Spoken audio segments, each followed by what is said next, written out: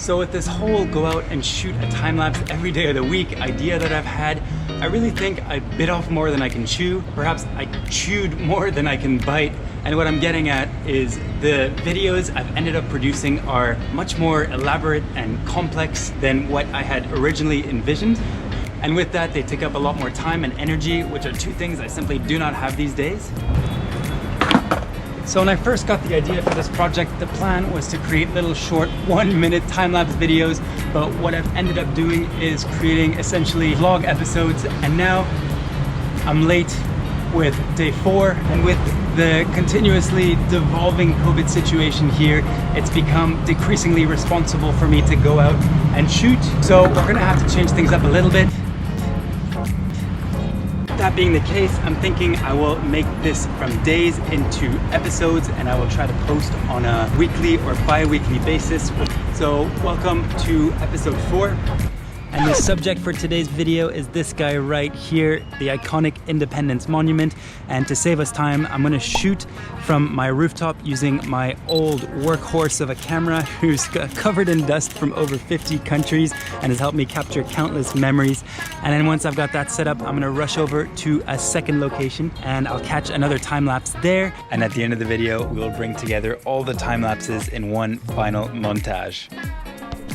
So I've got the first time lapse running, and yes, in a sense, I have failed with my goal of going out and shooting one time lapse every day this week. But what's more important than the goal itself is why I set this goal for myself. I'm still trying to answer that question to myself. As I go about shooting my different time lapses, I will try to come up with answers as to why I set out to do this project in the first place. So anyway, I gotta get going. The sun is setting, so I'll catch you at the next venue. But first, let me try something I haven't done in a long, long time.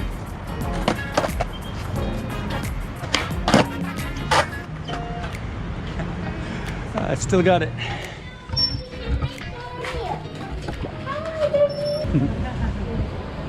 So the first reason as to why I am doing this rather irrational project, and no, it's not just to go out on many adventures and shoot a time lapse.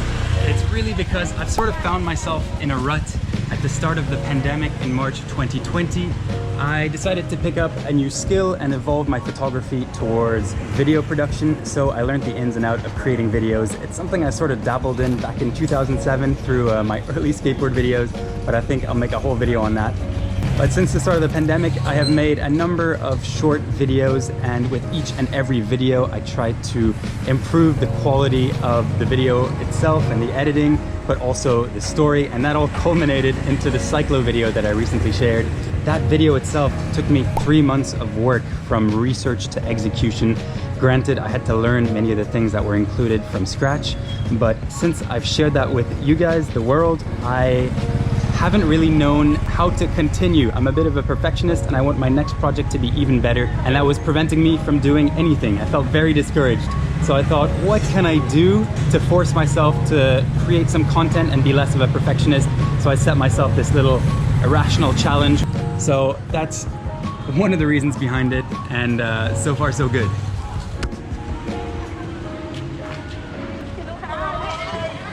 Did you find anything that you like? Crazy. No, there's too much choice. Couldn't make my mind up. Hello! And that's how you end up having to cross the street in Phnom Penh. You have to play Moses with the cars and just put your hand out, wear a dress, and assume that they stop. So while the first time lapse is running upstairs on my rooftop, we're on our way to a second location that we have kindly been given access to by Josh. So thank you, Josh. So I have a feeling it's this big building right here, which is still under construction and not yet open. We're definitely the first to ever make a time lapse here. 안녕하세요. 안녕하세요. You're Korean, yeah?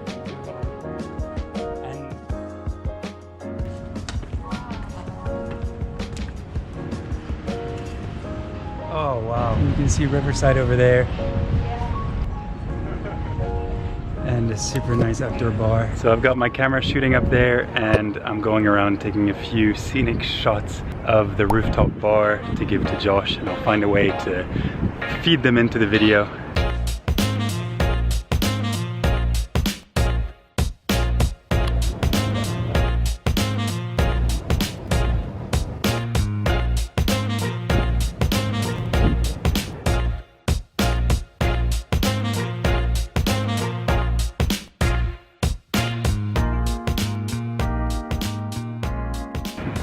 So another reason why I'm doing this is to accelerate and optimize my workflow.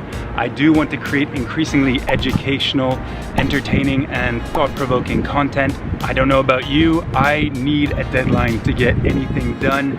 And so far I've been working without deadlines. So I thought this challenge would force me to work within set blocks of time in my, what I call my 5 to 9, because I do have a full-time job, my 9 to 5. I do take a lot of inspiration from the likes of Casey Neistat, who made video blogs for over 365 consecutive days, Nas Daily, Yes Theory, who produced 30 videos in 30 days that really helped get them started. And I just wanted to experience what that was like. And I have to say, it is extremely challenging. You, the viewer, only gets to see the tip of the iceberg. Now I'm gonna head back over to Independence Monument before it gets too dark. Wow.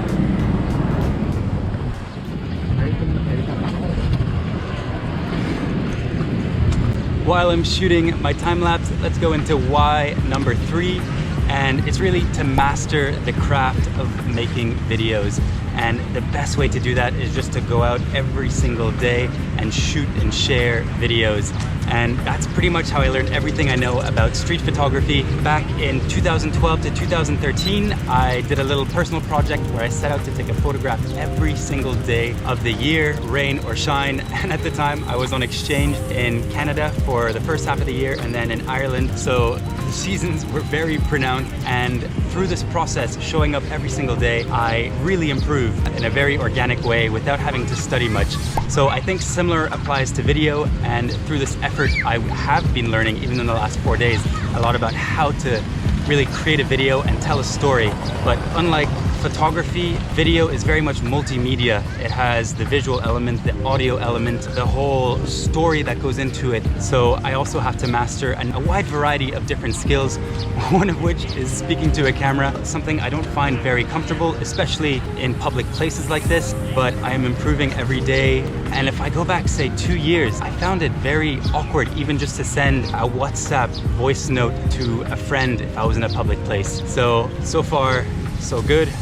Much to improve upon, but through this project I will continue to improve.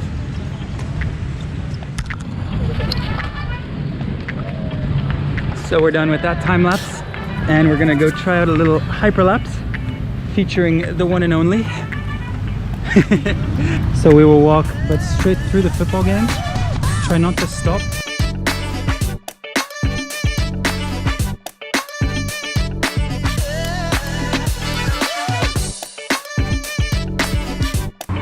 Okay, cool. It's far from perfect, but it's perfect from far.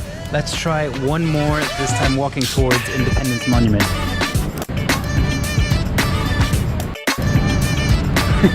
She's crazy. She just kept going through the traffic. I wasn't even following, so I didn't get the last bit, but it looks really cool. Okay, so there's a specific type of shot I've wanted to take for a long time, and it involves one of these Khmer remorques. We can try to get some interesting shots from the inside, sort of time lapses or hyperlapses in motion. Is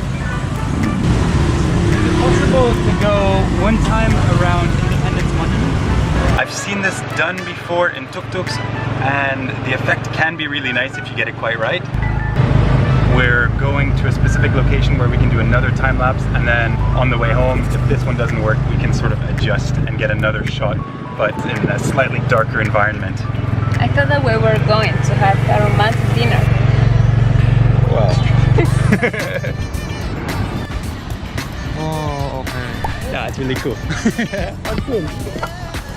So we are at Le Moon, which has a really nice rooftop bar, but it's also a nice location where 2 roads sort of merge, so you can make really nice time lapses. And we're gonna grab a little drink. We have half an hour, so we are tight for time before the curfew kicks in. After this, I have one more location where I'd like to do a time lapse, which is very close to home.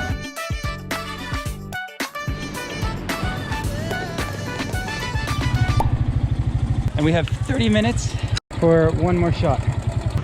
So we're finishing up the last time lapse on day 4. And one more reason why I'm doing this, reason number 4, is to experience what it's like to be a full-time content creator. So So I've dedicated a full week of my life to coming up with an idea, shooting the idea, and then sharing the idea. And I'm only on day 4, and I have to say it is mentally and physically exhausting. It is a lot of fun, but you're constantly thinking about the task morning, noon, and night, and even in your sleep. You really need a lot of stamina, and you just need to be in generally good health, because if you're not careful and your plan is to shoot and share every single day, you could end up in a downward spiral, which would be no good. On that note, I'm gonna end the video right here and get some healthy food in me so I can show up again tomorrow for episode 5. Before we go, I'd like to share with you one final reason as to why I'm creating this video series. And I'd also like to play you a short montage that brings together all the footage that we got today in episode 4. I actually filmed this episode over the course of 2 days. I think I may have mastered the art of wearing the same clothes 2 days in a row, but did you even notice? Anyway, my 5th and final reason is that I'm still really trying to find my feet with this whole YouTube thing. And I know you're supposed to pick a niche and develop your content for this specific niche, and that's the best way to grow. However, how am I supposed to know what my niche is? I'm still learning. I'm still very much in the experimental phase. There's so many different things that I still want to try. So far I've created a travel video series, a mini documentary. This, I guess what I'm doing right now can be best described as a vlog. And in the future, I'd also like to try to do podcast interview style videos, cinematic videos, tutorials. I'd also like the idea of creating, say, a short movie with actors. Over the course of the next year, I will intentionally get messy, and I will be somewhat inconsistent with my content. In the more distant future, that will give me the right skill set to really create whatever kind of videos I want. Without further ado, let me roll the last mini montage. Hey, that one was pretty good.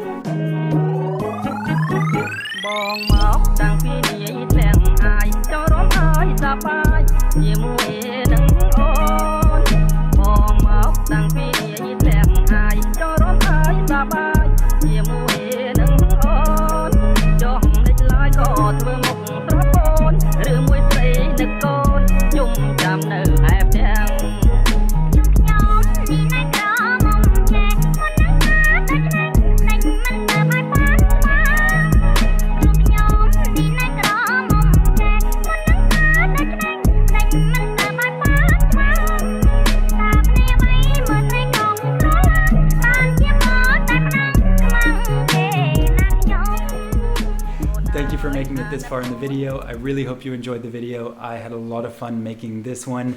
I will be posting more photographs on my Instagram and sharing more videos on my YouTube. So if you enjoyed what you saw, do feel free to check me out on both those platforms.